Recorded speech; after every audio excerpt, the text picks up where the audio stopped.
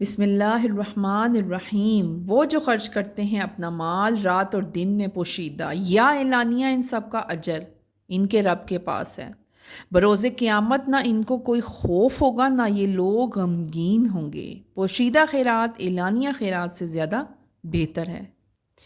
آگے حرمت سود کے بیانات ہیں کہ جو لوگ سود کھاتے ہیں وہ بروز قیامت سیدھے کھڑے نہ ہو پائیں گے، ایسے کھڑے ہوں گے جیسے کسی شیطان یا جن نے انہیں چھوا ہو اور وہ اس طرح اپنے حواس کھو بیٹھے ہوں، یعنی بدحواسی کے عالم میں ہو۔ وہ کہتے ہیں تجارت سود ہے، تجارت میں نفع ہوتا ہے، جبکہ اللہ تعالیٰ نے تجارت کو حلال اور سود کو حرام قرار دے دیا۔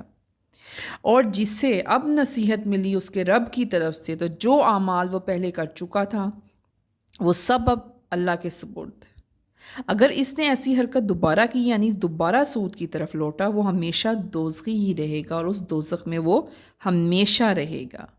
اللہ تعالیٰ سود میں سے برکت ختم کر دیتے ہیں اور خیرات میں برکت کو دوگنا کر دیتے ہیں۔ بے شک وہ جو ایمان لائے، اچھے کام کیے، نماز قائم کی، زکوٰۃ ادا کی، ان کے ثواب ان کے رب کے پاس ہیں بروز قیامت۔ نہ ان کو کوئی خوف ہوگا اور نہ یہ لوگ کبھی غمگین ہوں گے۔ اے ایمان والوں، اللہ سے ڈرو اور جو تمہارا سود باقی رہ گیا ہے اس کو چھوڑ دو، اگر تم مومن ہو، مسلمان ہو۔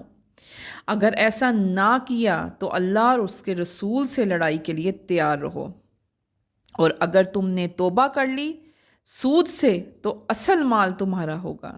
نہ تم کسی پر ظلم کرو اور نہ تم پر کوئی ظلم کرے گا۔ اگر قرض دار تنگ دست ہے، اسے قرضے کی ادائیگی میں تھوڑی آسانی دے دو، تھوڑا وقت دے دو، اور اگر ہو سکے تو قرضہ معاف کر دو اگر تم بھلا سمجھو۔